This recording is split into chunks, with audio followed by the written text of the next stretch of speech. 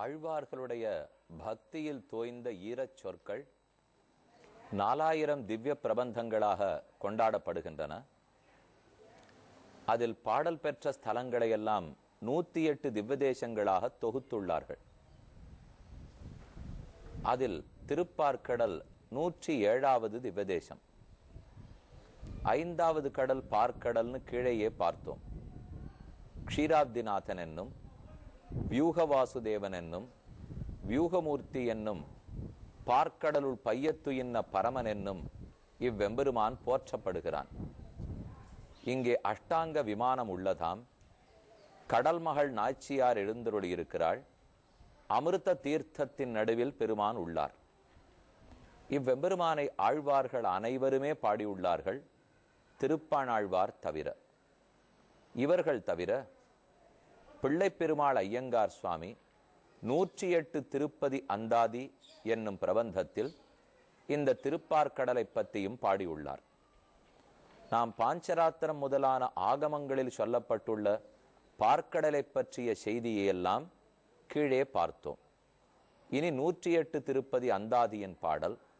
ஓரோரு ஆழ்வாரும் பல பாசுரங்களாலே பாடியிருந்தாலும் அதில் முக்கியமான ஒரு பாசுரத்தையாவது நாம் அனுபவிக்க வேண்டும். திருப்பார்க்கடலுக்கு மொத்தம் 147 பாசுரங்கள் உள்ளன. ஆழ்வார்கள் அனைவரும் சேர்ந்து பாடிய பாசுரங்கள். அந்த பாசுரங்களை எல்லாம் தெரிவிக்கிறேன்.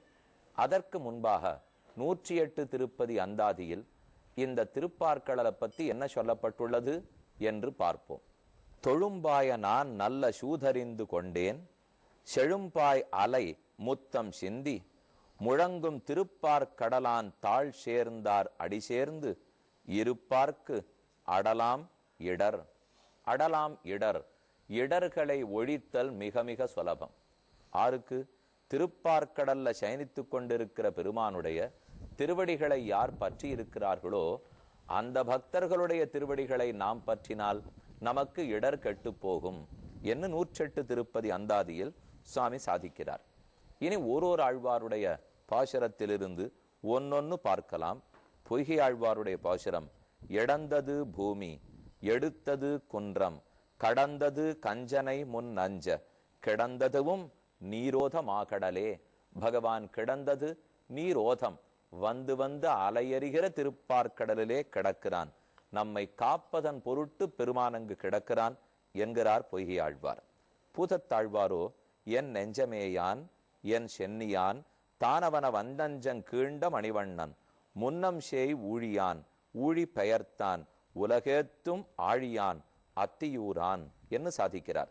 இதிலே முன்னம் சேய் ஊழியான் என்று பிரளய காலத்திலே சயனித்திருக்கும் பெருமானை சொல்லிற்று அதை அழிக்கும் கடவுளை சொல்லுகிறது. ஊழி பெயர்த்தான் சிருஷ்டிக்கத் தொடங்கும் பெருமானை சொல்லுகிறார். உலகேத்தும் ஆழியான் ரட்சிக்கும் அனிருத்தனை சொல்லுகிறார். அப்ப சங்கர்ஷணனையும் பிரத்யும்னனையும் அனிருத்தனையும் மூவனையுமே பூதத்தாழ்வார் இப்பாடலில் பாடியுள்ளார். அடுத்து பேயாழ்வார் பரிவோடே மென்மையோடே பெருமான் நம்மை காக்கிறான்கிறதை பணிந்துயர்ந்த பவ்வ படுதரைகள் மோத பணிந்த பனமேணிகளாலே அணிந்தங்கு அனந்தன் அணைக்கிடக்கும் அம்மான் அடியேன் மனந்தன் அணைக்கிடக்கும் வந்து. அனந்தனன்னும் அணையிலே கிடக்கும் அம்மான் என் மனமென்னும் அணையிலே வந்து சேர்ந்தான், நம்ம ரட்சிக்கிறான் என்று பேயாழ்வாருடைய பாசுரம். திருமழிசை ஆழ்வார் ரொம்ப ஆச்சரியமா சாதிக்கிறார். கணக்கு பாடலா ஒரு பாட்டு பாடியிருக்கார். ஏகமூர்த்தி மூன்னு மூர்த்தி நாலு மூர்த்தி நன்மசேர், போகமூர்த்தி புண்ணியத்தின் மூர்த்தி எண்ணில் மூர்த்தியாய், நாகமூர்த்தி சயனமாய் நலங்கடற் கிடந்து மேல், ஆகமூர்த்தி ஆய வண்ண மென்கொல் ஆதிதேவனே. ஆதிதேவனே, உலகத்துக்கெல்லாம் காரணமாக இருக்கக்கூடிய எம்பெருமானே, நீ என்னென்ன எத்தனை வடிவத்தோட இருக்கிறாய்? ஏகமூர்த்தி அப்படின்னா ஒரு மூர்த்தி. ஸ்ரீ வைகுண்டத்தில் ஒரு மூர்த்தியாக பரமபதநாதனாக சேவை சாதிக்கிறாய். 3 மூர்த்தி நீயே சங்கர்ஷண பிரத்யும்ன அனிருத்தர்கள் என்ற 3 மூர்த்தி ஆக்கி கொள்ளுகிறாய். 4 மூர்த்தி அதிலேயே வியூக வாசுதேவனை சேர்த்து கொண்டு 4 மூர்த்தியாகவும் இருக்கிறார். நன்மசேர் போகமூர்த்தி புண்ணியத்தின் மூர்த்தி எண்ணில் மூர்த்தியாய். இவர்கள்லாம் புண்ணியத்தின் பலமாக தோன்றி இருக்கிறார்கள். அதுக்கு மேலே எண்ணில் மூர்த்தியாய் எத்தனை விபவாவதாரம், மத்ய கூர்ம வராக நரசிம்ம முதலான எண்ணிறந்த விபவாவதார மூர்த்தியாய் நாகமூர்த்தி சயனமாய் நலங்கடல் கிடந்து மேல், நாகபரியங்கத்தின் மேலே நலங்கடலாம் திருப்பார்கடலிலே கிடந்து மேல் ஆகமூர்த்தி ஆய வண்ணமென்கொல் ஆதிதேவனே. ஆகமூர்த்தி திவ்வதேசந்தோறும் அர்ச்சாரூபத்தில் விக்கிரக வடிவத்தில் இருக்கிறாரே, அதை திருமழிசையாழ்வார் ரொம்ப ஆச்சரியமா பாடினார். அடுத்து நம்மாழ்வார் பாலாழி நீ கிடக்கும் பண்பையாம் கேட்டேயும் காலாழும் நெஞ்சழியும் கண் சுழலும் நீல் ஆழிச் சோதியாய் ஆதியாய் நீலாழிச் சோதியாய் ஆழி என்னும் உயர்ந்த பார்க்கடலிலே கடக்கும் எம்பெருமானே, சோதி உருவமாக இருப்பவனே, பாலாழி நீ கிடக்கும் பண்பையாம் கேட்டேயும் பார்க்கடலிலே நீ கிடந்து சயனித்தாய். அப்படிங்கிற உன்னுடைய பண்பை கேட்டவுடன் என் கால் தள்ளாடுகிறதே, கண் சுழலுகிறதே, மனம் உருகுகிறதே, உன்னை எப்படி பாடுவேன் நின்று சேவிப்பேன் என்று நம்மாழ்வார் பார்க்கடல் பெருமானை கொண்டாடுகிறார். குலசேகராழ்வார் சாதிக்கிறார், மாலையுற்ற கடற்கிடக் கிடந்தவன் பைத்தியம் எம்பெருமான். அதனாலதான் மால்னே அவருக்கு பேர். நம்மிடத்தில் இருக்கிற பித்தினாலே தான் கடலிலே வந்து கிடக்கிறானாம். பெரியாழ்வாருடைய பாசுரம் முதல் நாளே தெரிவித்தேன். என் மனக்கடலில் வாழவல்ல மாயமணாள நம்பி பனைக்கடலில் பள்ளிகோள படகவிட்டு ஓடி வந்து அங்க இருக்கிற ஆதிசேஷ பர்யங்கத்தையும் விட்டாய், பார்க்கடலையும் துறந்தாய், அதை விட என் உள்ள நன்னா இருக்குங்கிறதுக்காக ஓடி வந்தாய் போலும். இவருக்கு இயற்பெயரே விஷ்ணு சித்தரோல்யு. விஷ்ணுவை தன்னுடைய சித்தத்தில் உடையவர், பார்க்கடல் எம்பெருமானையே படைத்தவர். ஆண்டாள் தன் பாசுரத்தில் பார்க்கடலுள் பையத்துயின்ன பரமனென்னும் வெள்ளத்தரவில் துயிலமர்ந்த வித்து என்னும் சாதிக்கிறாள். வித்துன்னு சொன்னா விதை. இதிலிருந்து தான் உலகமே சிருஷ்டிக்கப்படுகிறது, காக்கப்படுகிறது, அழிக்கப்படுகிறது. இது இத்தனைக்கும் விதையா சங்கரஷண பிரத்யும்ன அனிருத்தர்களா பகவான் இருக்காரோ இல்லையோ. அதனாலதான் ஆண்டாள் வெள்ளத்தரவில் துயிலமர்ந்த வித்து என்று பாடினாள். தொண்டரடிப்புடி ஆழ்வாரோ இனிதிரை திவலை மோத எரியுந்தன் பரவமீதே தனிகிடந்த அரசி செய்யும் தாமரை கண்ணனெம்மான். தாமரை கண்ணனெம்மான் இனிதிரை திவலை மோத, இனிதாக திரைகள் வந்து வந்து அப்படி பனித்துளிகளா பெருமான் பேர்ல தூவுமா. அங்கங்க நீங்க கல்யாண ரிசப்ஷனுக்கு எல்லாம் போனீங்கன்னா அப்போ ஒரு ஃபேன் வச்சிருக்கா பாருங்க, அதுல பனித்துளியா நம்ம மேல தூவுறது சொல்லியோ. அதை போல பெருமானை சேனிச்சுட்டு இருக்காருன்னா ஆயாசமா படுத்துட்டு இருக்கார், குளிர்ச்சி ஏற்படுத்தணும். அப்ப இந்த அலைகள் வந்து வந்து அடிச்சு பனித்துளிகளை தூவினா நிம்மதியா பகவான் உறங்குகிறான். அதை தொண்டரடிப்புடி ஆழ்வார் சாதித்தார்.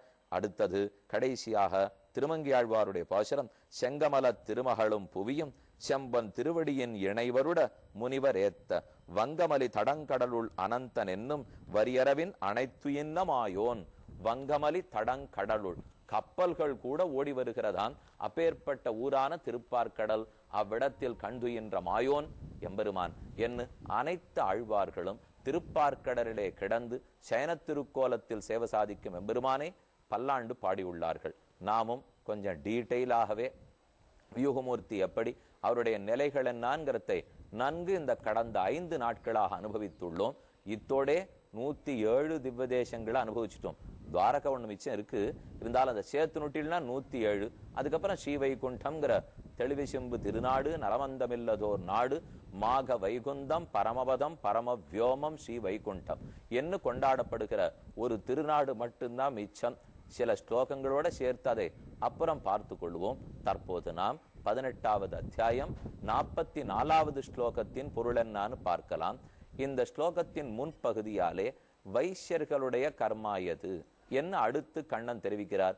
கிருஷி கோரக்ஷ்ய வாணிஜ்யம் வைசிய கர்ம ஸ்வபாவஜம். கிருஷி உழவு தொழில், கோரக்ஷணம் பசுமாடுகளை ரட்சித்தல், வாணிஜ்யம் வியாபாரம். இந்த 3 தான் வைசியங்கர்மா. வைசியர்கள் வியாபாரத்துக்கென்னே இருப்பவர்களோ. கிருஷி நிலபுலன்களை வைத்துக்கொண்டு உழுது பயிரிட்டு உலகத்துக்கெல்லாம் சோறு படைக்க வேண்டியது அவர்களுடைய பொறுப்பு.